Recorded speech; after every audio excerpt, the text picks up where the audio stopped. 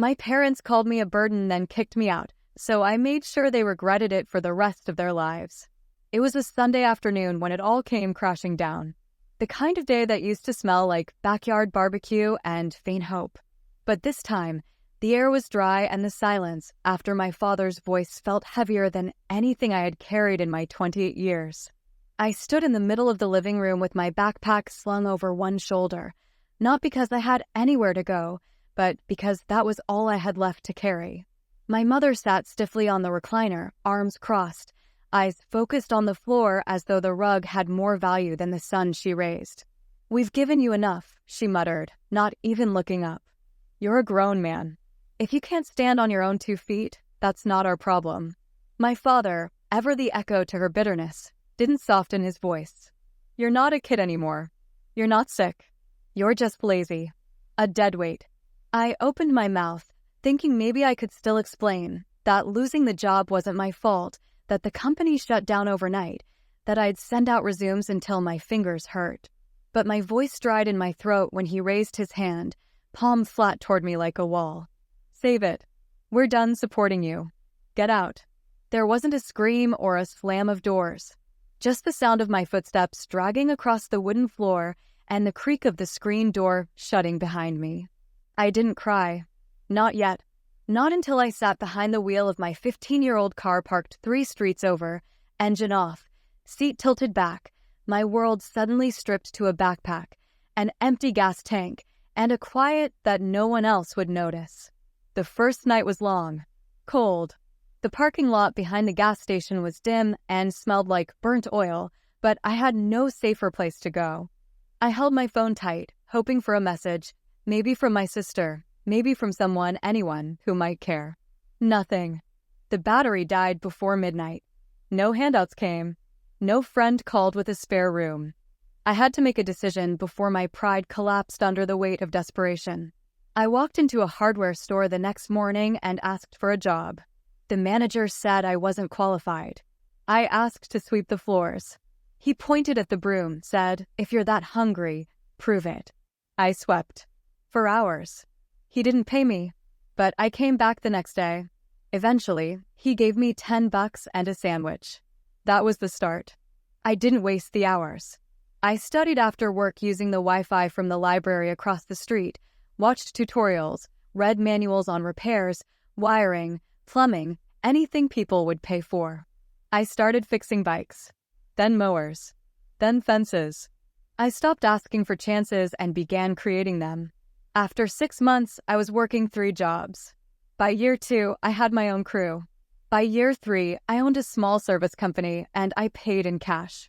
No loans, no partners, just sweat, time, and spite carved into every dollar I made. I never called home, never asked how they were doing, but I watched. Quietly. My sister moved to another state. My father's back gave out. He had to quit early. The pensions didn't stretch.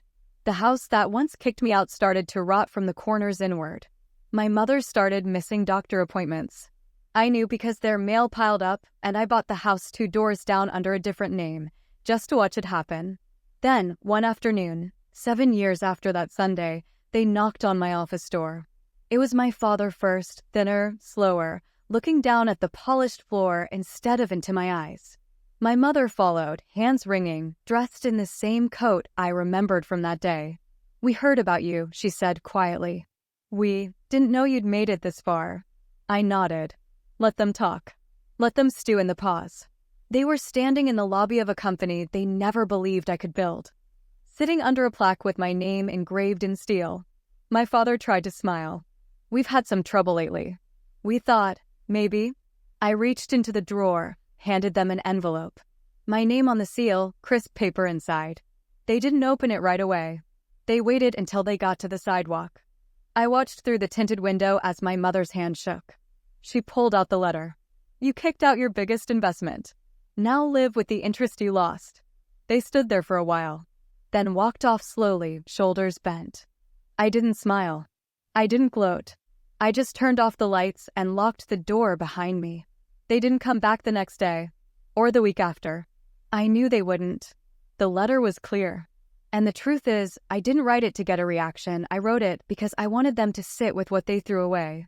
I wanted them to feel the silence I felt in that parking lot years ago, when no one called, no one checked, and no one cared if I made it or not. But while they walked off with shoulders heavier than before, I kept moving forward. I expanded the business. Not for pride, but because I understood the value of never depending on anyone again. I opened 3 more locations across the city, then 5.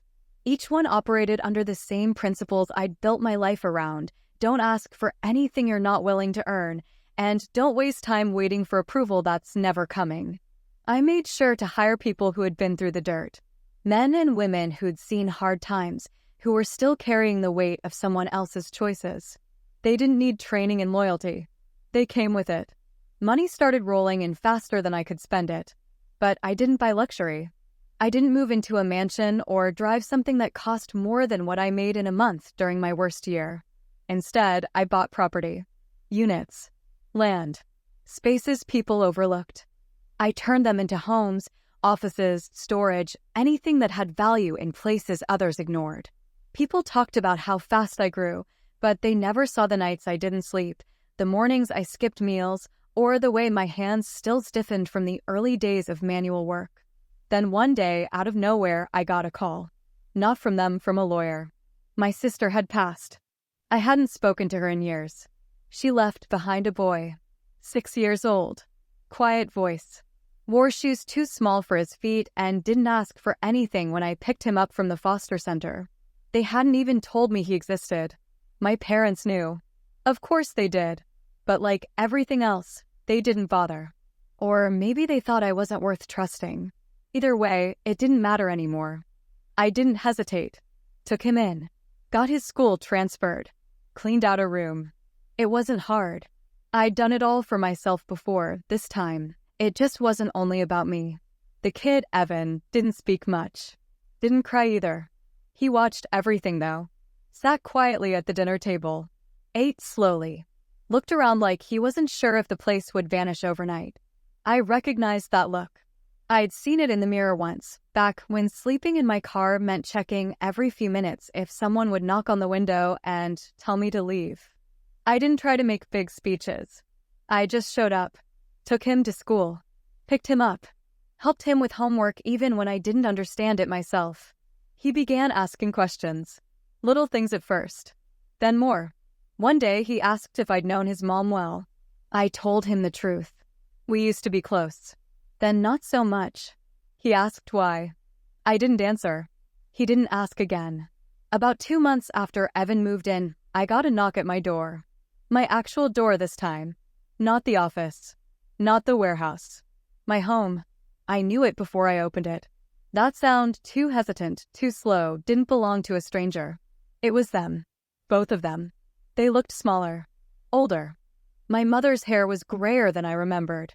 My father leaned on a cane I'd never seen before. She tried to smile. We didn't know about your sister. I didn't invite them in. I stood there, waiting. My father cleared his throat. We want to help. With the boy. That made me laugh. Not because it was funny, but because it was the first time in years either of them pretended they still had something to offer. I didn't move. You had your chance with family. You made your decision. He's our grandson, she said quickly. No, I replied. He's my responsibility now. They stood in silence. The air between us thick with everything they'd never said and everything I didn't care to hear anymore. After a long pause, my father finally spoke again. We've had a hard time. Since retirement. Things got tight. The house. I know, I cut in. It's in foreclosure. Property taxes unpaid for 3 years. Medical bills stacking up. You haven't had insurance since the company cut benefits. They looked shocked, like they still believed they had secrets worth hiding. I bought the property your house sits on, I continued. Under a holding company name. I could evict you tomorrow. My mother blinked fast, like the words burned. My father's grip on the cane tightened. I didn't say it to gloat. I said it because they needed to know. The same boy they shoved out with nothing but a backpack now owned the dirt under their feet. And I wasn't interested in reconciliation. I wasn't looking to rebuild anything with them. That door shut long ago, and this time, I was the one holding the handle. I'm not here to punish you, I added. You did that yourselves. Every day you chose silence. Every time you ignored a call that never came. Every night you turned your backs when all I needed was a little space to breathe. That was your punishment. I just made sure you'd never get the chance to pretend you didn't earn it. They didn't argue. They didn't beg. They just stood there, hollow, like they were still trying to make sense of how everything slipped away. Then they left. Evan asked about them the next day. I told him they were just people I used to know. He nodded, didn't press. He was starting to understand that things people say don't always match what they show. And I wasn't about to pretend those two were anything more than what they'd proven themselves to be. Time moved on. I started a foundation in my sister's name, focused on helping young adults who'd been pushed out by families that only valued perfection. The ones who slipped through cracks, ignored for not moving fast enough or breaking even once. We funded housing, training programs, scholarships. I didn't need recognition. I just needed those kids to know someone out there had walked their road and made it out without becoming what they were told they'd be. My companies kept growing. I brought Evan to the office sometimes, showed him how things worked, taught him what I had to learn the hard way, that nobody is coming to save you, but if you grind long enough, you can build a ladder out of the pieces they left you broken in. One afternoon, years later, I got a message from a nursing home. My father was there. My mother had passed quietly a month before. No service. No one showed up. He was alone. No money. No friends. Barely remembered. They said he asked for me. I didn't go. I didn't need closure. He had made his bed, and I had no intention of pretending the years hadn't happened. I told them to send the bill. Nothing more. I'd make sure he had a roof, food, care, not out of forgiveness, but because I wouldn't give him the satisfaction of thinking he mattered enough to be hated. Evan grew older, stronger, smarter. He asked to take part in the foundation, wanted to run a new wing. I gave him full control, watched as he handled meetings, negotiated contracts, led teams. He became the kind of man I never had the chance to be at his age because someone gave him a chance I never got. That's what they threw away. Not just a son, not just a future. They threw away a legacy that could have carried them through their final years with dignity. But pride poisoned them, and by the time they realized what they'd done, the window was sealed shut from the outside. I never missed them, not even in the quiet moments, because I never needed them, not really. What I needed was what they refused to give, belief. And once I found that belief in myself, everything else followed. There was no revenge, no bitterness left to carry. Just the clear, cold truth. They had a son who could have lifted them, and they chose to bury him instead. I left them with the silence they handed me. The difference was, mine came with success written on every wall they never expected me to build. It had been 12 years since that Sunday afternoon when I was pushed out with nothing. The memory wasn't sharp anymore, more like an old photo tucked away in the back of my mind. I didn't wake up thinking about it. I didn't hold on to anger. It was done. What remained was the outcome, a life rebuilt from ground level, with no shortcuts, no handouts, and no fake forgiveness. Evan was now 17, taller than me, smarter too.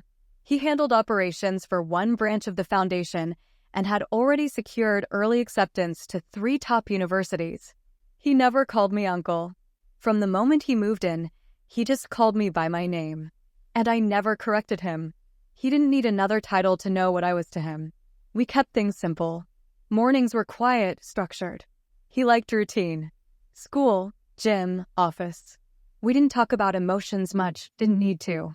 Respect was understood. Trust was earned and held. He never asked again about his grandparents, and I never brought it up. I visited my father's nursing facility once. Not to speak, just to look. He was in a chair, staring at the wall like the weight of nothingness had finally broken through. The staff said he rarely spoke anymore, ate very little, lived off memories that were more shadow than substance. I didn't go in, didn't feel the need to. I left after 10 minutes, paid another year in advance for his care, and made a note to never return. The house I had once been kicked out of had long been sold, renovated, rented to a family of 5. I drove past it once on my way back from a site inspection. The porch was painted, kids' toys in the yard, a welcome sign on the front door. It didn't feel like anything anymore, just a structure. The place where it started, not where it ended. The business peaked, and I sold a portion of it to a firm looking to expand nationally. I kept majority ownership, but handed over the daily operations. Not because I was tired, but because Evan needed space to grow into something without standing in my shadow. I gave him the tools, not the answers. 3 years later, he was 20. The foundation had doubled in size. He restructured it, added mentorship programs, trade education, and emergency housing. His ideas moved faster than mine ever did. I let him lead, stepped back, watched quietly. People started calling him the future of youth outreach. He earned that title on his own. One day, he came to my office, the original one, the first location I ever opened. He had a folder in his hand. Said he'd gone through some of my personal archives, back when I was still sleeping in the car and doing odd jobs. He looked me straight in the eyes and asked, "What did they say when they kicked you out?" I told him, word for word. No emotion, just facts. He nodded, closed the folder, and said, "I think I needed to hear it." I didn't ask why. He left shortly after. That was his way. 2 months later, I got a call. My father had passed. No ceremony, no service.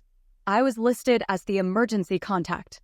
The facility asked if I wanted the remains or any personal items. I said no. They offered to send paperwork. I signed it electronically and moved on. It didn't feel like closure. It felt like confirmation. He was already gone in every way that counted long before that call came in. That night, Evan came home late. He was quiet at dinner. Eventually, he said, "I'm glad you didn't let them break you."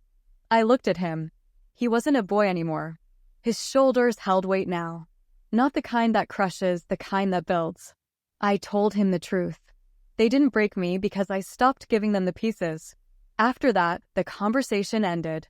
That was all that needed to be said. Years passed. The company ran without me. Evan took over the foundation completely. I spent more time traveling, visiting the cities where I used to sleep in the back seat of my car. I bought a place in each of those towns. Not big places, just enough space to breathe. Every building I bought had a unit set aside for someone starting over. No contracts, just expectations: stay clean, stay focused, show up. That was the deal. One morning, I woke up and realized something. I hadn't thought about them in over a year. My parents, their words, their absence, none of it lingered anymore. Not because I buried it, but because it finally stopped mattering. The scar was still there, but the wound had closed. Evan called a meeting with the board, announced that he was launching a national grant program, fully funded, aimed at helping abandoned youth start their own ventures, small business, art, construction, whatever they dreamed. He called it the Launch Project. Said it was inspired by the way I turned rock bottom into a launch pad. I didn't speak during the announcement. I sat in the back, listened. Watched him own the room like it was built for him. That was my reward. Not money. Not revenge. Not success. Just him, walking proof that everything I built was never wasted. When the press asked about his motivation, he said, "I was raised by someone who lost everything and didn't ask for it back. He just built something better." The article ran for days. People reached out. Donors. Cities. Schools. Everyone wanted to partner. But I stayed behind the scenes. That was where I belong now. A year later, I made a final move. I sold the rest of the business. Donated half the earnings to the foundation. The rest I invested quietly into long-term housing developments for displaced youth. No press. No handshakes. Just action. I wrote one letter. Not to my father. Not to my mother. To myself. The version of me who slept in that car behind the gas station, scared and alone. I wrote what I wish someone had told me that night. You are not the weight they couldn't carry. You are not the problem they blamed. You are the reason they'll be remembered, and not in the way they hoped. Then I sealed the letter and stored it in the safe where I keep all the important documents. Not for me. For Evan. For when he needs to remember where it all started. The past had no hold on me anymore. The regret they carried never touched me again. Their silence ended where my story began.